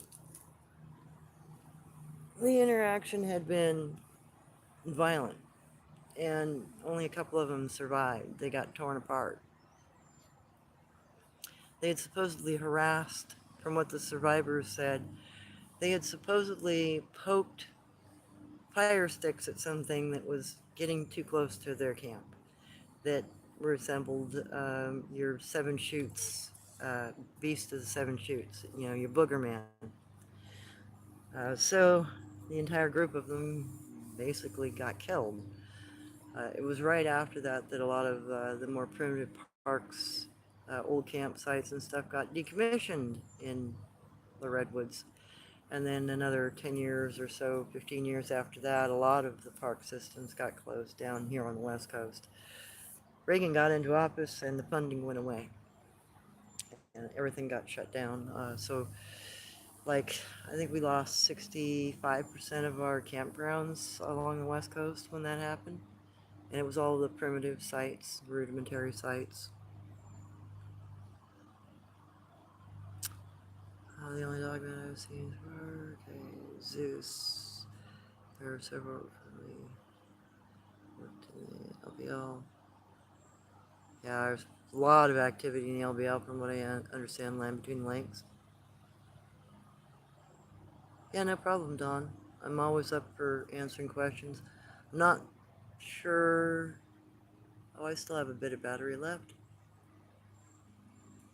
Awesome.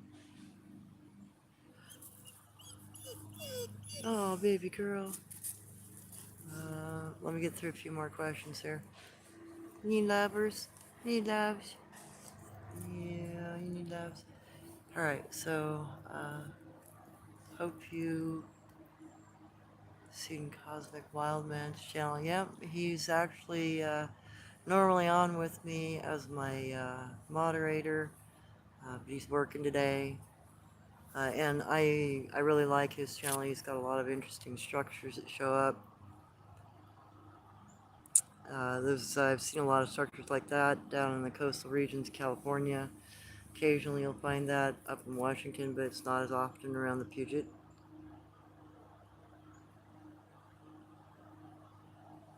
Nice. Awesome. GoPro 24/7. That's the best way. Catch all angles.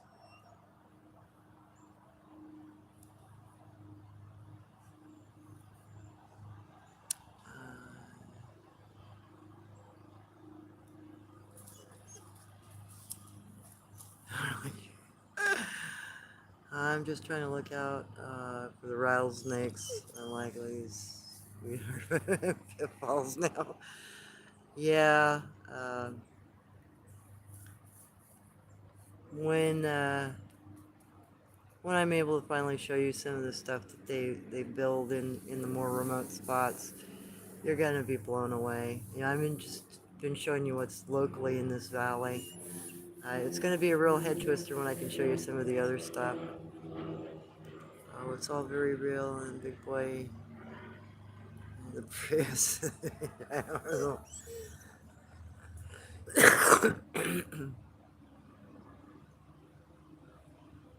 Only rattles the lizards.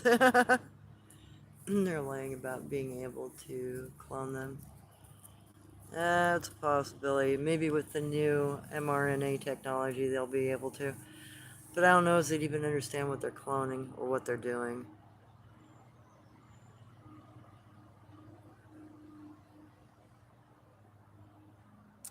Yeah, and I think a good portion of the missing 411 also has to do with our military. I hate to say it, they need bodies to fucking experiment. There goes my language again. They need bodies to experiment on, and nobody's going to volunteer. So if you're running a black op organization that happens to have, you know, alien tech and can run around in freaking spaceships, they're going to pick people up. They're going to steal whoever they can, and they'll blame it on whatever they can use as a fall guy. Why not use the friendly Sabe Bigfoot that could actually help you and protect you and make them the fall guy so you go out and shoot them instead of killing the guy in the cave where they're hanging out, doing their cloning operations. You know, the behaviors are similar there. Think about it.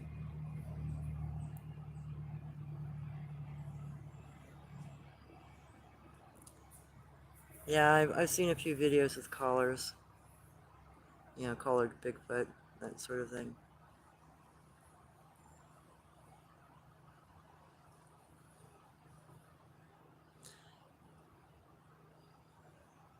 Hey, Raz. Yeah, I remember seeing you. You're in Australia. You got the Yahweh.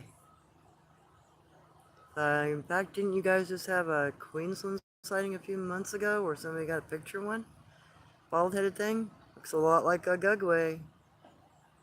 That's not a good one to have around you guys. They're kind of violent.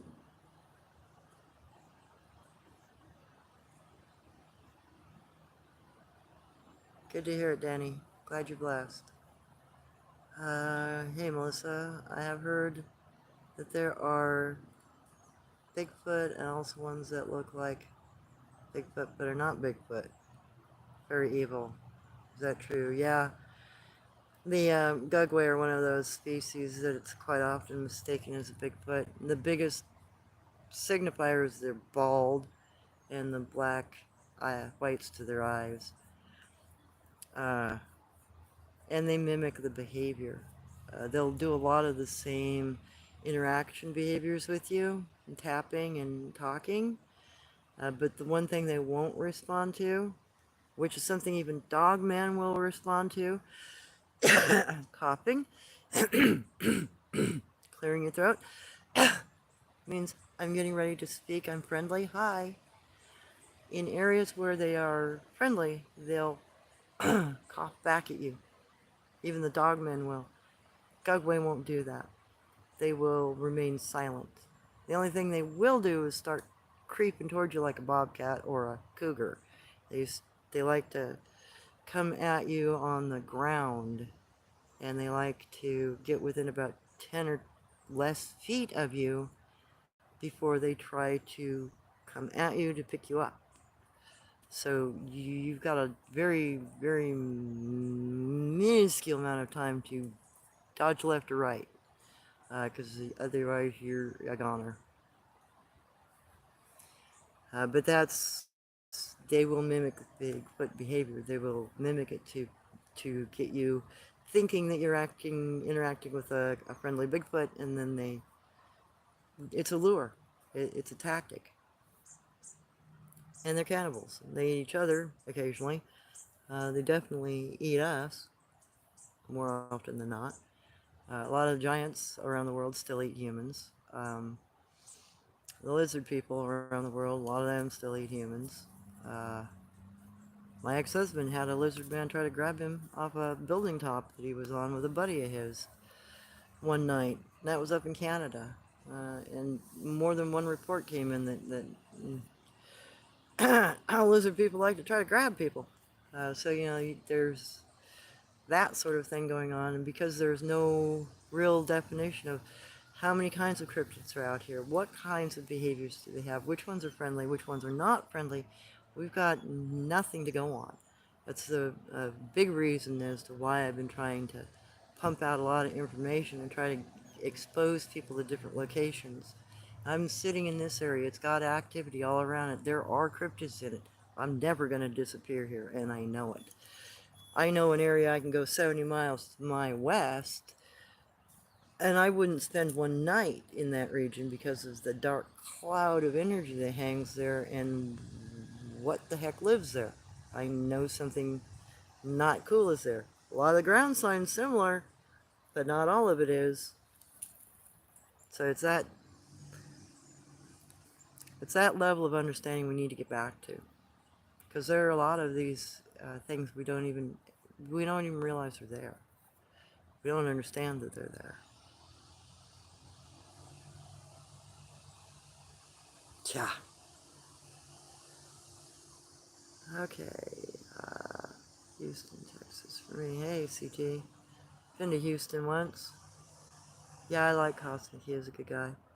He's been very helpful with my channel in the past. Hopefully I'll have him on here again soon when I'm able to do this regularly. It's going to be intermittent for now, but I'm going to try to broadcast from, sites where I know there's been some activity in. I need a hip replacement too. Yikes. Ouch, Danny.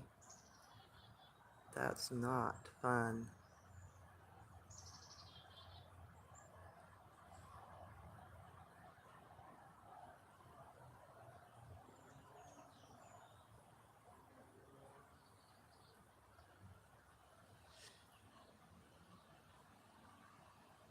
Hyena. Interesting. Oh well, of all their lava, there is actually an oddity here too. There are a couple of areas, very specific locations. I found a hyena track in here. Shouldn't be here. No way there should be a hyena track of any kind here. Also found a cheetah track of some kind in this valley. Both of those areas, it's passed through.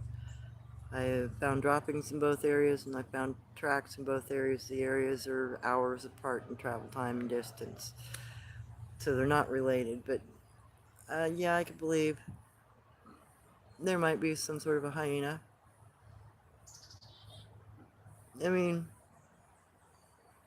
the last known thylacines were just back on the East Coast 100 years ago in, what, Bronx Zoo, before it died? And there was also during the World's Fair time, I think there was some thylacine that supposedly escaped. Although thylacine tracks don't look like hyena tracks. I know, I looked them up just to make sure. So there might be other kinds of things around in our world like that. I know my grandmother talked about spotted dog people that were seen in the plains by the Plains Indians, and there were cat-like creatures also, cat humanoids at one time further south. But I don't know if they're still around. I mean, I've got old lore about stuff like that. I don't. Until modern sightings occur, I don't know if the lore still holds true.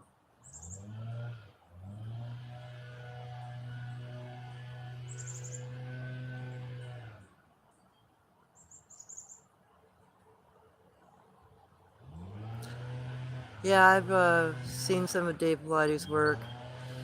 Some of it, I'd say probably a portion of it, is cryptid related. Some of it might be related to an aerial cryptid, because some of it suggests of,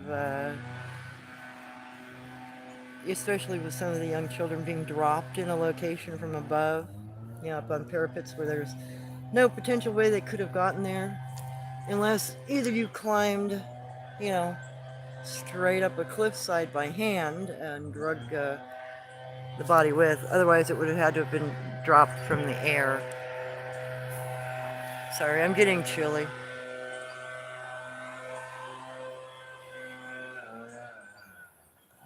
And that yard is closer than I thought it was. I'm sorry, guys. So Friday is lawn day. Must not do my shows here late on Friday.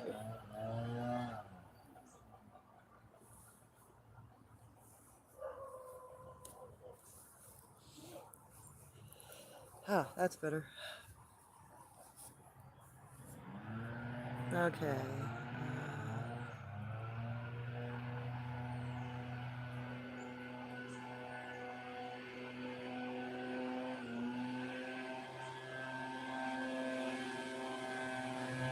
Well, the growling was whatever was behind me.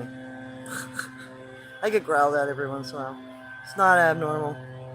Depends on where I'm sitting. I'll get oofed at, growled at, tapped at. Sometimes I'll get spoken to. So, it's getting up on 2 hours. I think I'm probably gonna shut this off so I can have some lunch here soon. But I kind of wanted to bring you guys up to speed. Yes, I am working on the Patreon. Hopefully it'll be up and running really soon.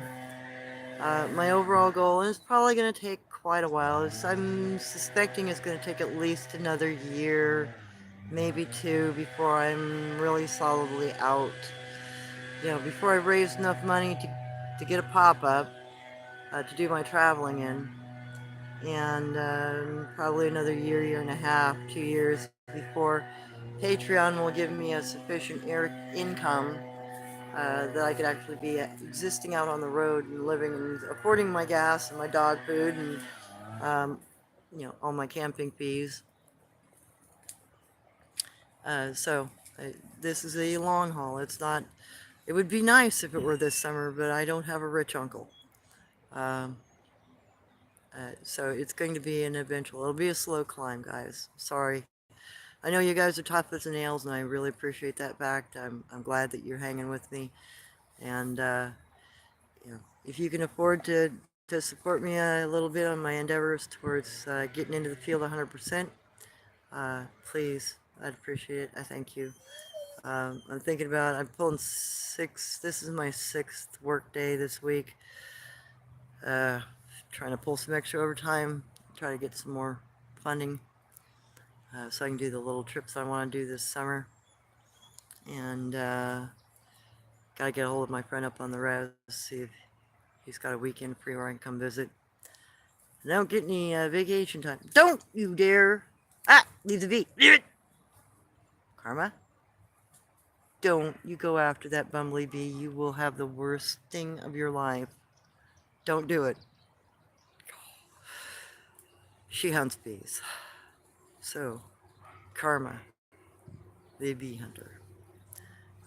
Anyway, it would be really nice to be able to revisit the old locations I was trained in. It'd be really nice to show you the places I've habituated, and it would be, um, I think, a lot of fun to be out on the road and going to different locations.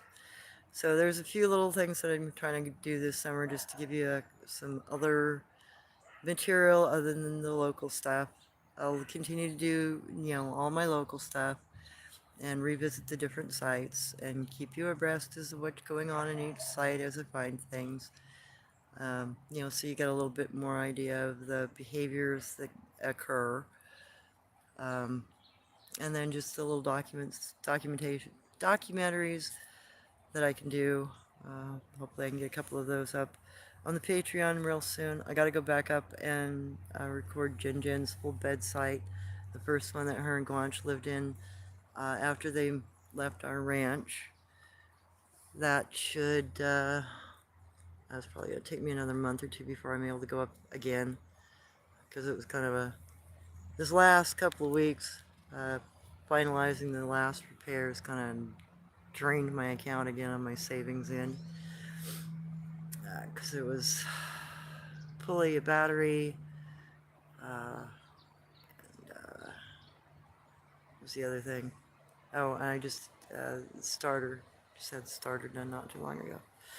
So that's kind of wiped me, but everything's fixed. Again, yay! So, yeah, I'm just trying to schedule myself in a way where I can get to a few of the more northern sites and some of my more eastern locations and get you some extra footage and try to get some stuff worthy of putting up for pay on Patreon. I'm wanting to do 20-minute to half hour, maybe 40-minute length for the documentary on Jen's site. And that bed system, I'll walk you from the front door all the way back to where they slept and describe the different activities that we did in each location and things that were going on and general sense of the area. And probably, if I can do that, additionally, when I visit up north, hopefully I'll be able to go through a couple of the bed systems up there, revisit them, and do some documentation there, because some of those are more complex. So it'll be stuff like that, trying to document bed systems or pit traps, unusual things. Dogman trap, if I can find one up there, and document one of those again. I mean, they don't look like a whole lot, but if I can get enough internal works of it, you'll be able to understand the shape of it and the spikes in it, that sort of thing. So it's that sort of stuff I'm going to be putting into my beginning documentaries, trying to flesh out more information, give you more complete idea of internal structures and being inside some of their structures, because some of the structures up there are pretty good size, and I can crawl inside of them and get into places and give you a different view. There's also a hollowed out stump up there that's been used as a hidey hole. I'd like to be able to get inside that So hopefully I can get up this summer for that sort of thing. I'm headed off. Have a good one. Looks like I lost contact. So I'm not sure if I have sound. I'm going to have to end this though, because I think I just lost contact on my, oh, there we go. Yep, I turned wrong. Well, thank you everybody for being here today. I'm sorry I didn't give any notice. They're going to be kind of like this, just kind of when I can do them. And when I have signal, where I want to be. Because I'm going to be in the field so much this summer. It's ridiculous. And yeah, if you can at all afford to help me, I would really appreciate it. I'm going to be doing some extra stuff on the weekends. And then I'm also going to be going through my storage unit and start selling some stuff off. And when I run across some of my old interesting documentation of ancient stories, I will start doing some readings as well and expose you to some of the more ancient stories about cryptids that were written of by previous historians, conquerors, philosophers, etc.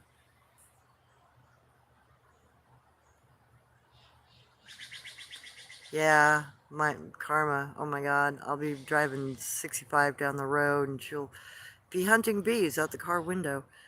Every once in a while I end up having to pull over and just, God, chase the bee out of the vehicle because she sometimes leaves them alive. And then they're, roaming around the inside.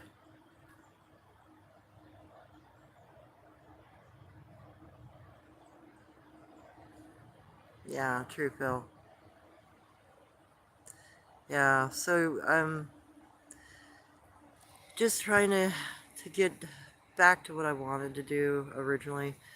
Trying to get a path back to what I wanted to be able to accomplish before I end my days here. It's always been kind of brewing in the back of my head to try to document the things that I've been taught. And I don't have any more time. I'm getting too old, and I don't want to get so worn out I can't go do this stuff. I'll be 61 in August this year, and it's still 6 years away from governmental retirement here.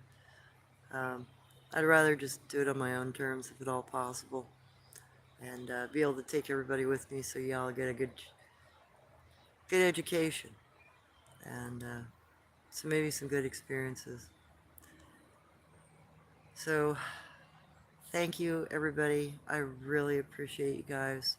I'm so glad you stuck with me. I'm so glad I'm nearly to 3,000 subscribers. Please pass around the information. Please pass around my channel. Feel free to come ask questions. Email me, even in the comments. I'll do what I can to answer. If I don't know the answer, I'll try to give you my opinion, or I'll say, well, I don't know anything about that one. I don't know. Because there's a lot I'm sure I don't know anything about. But it sure would be nice to be able to expose other people to the world I've had a chance to see, and to give back that kind of knowledge. Yeah, because knowing how to sit at the front door and wait your turn to come in to say hi is paramount to building a good relationship with any cryptid group that is friendly. Being able to identify which ones are friendly is also very good. You don't need to be bon appetit on the hoof. So anyway, thank you guys. Really appreciate you. Please put in, I'll adjust this after. I'll add in my GoFundMe and I'll put in my Patreon page. Feel free to go visit those. Feel free to share them around. Feel free to, tag up my channel and help me get it promoted. I would really like to be able to get out in the field. I really miss being in the field, actually. I really like it. It's my dream. Anyway, may dreams come true. Thank you guys. Appreciate you. Have a good one. Until next time. Laters.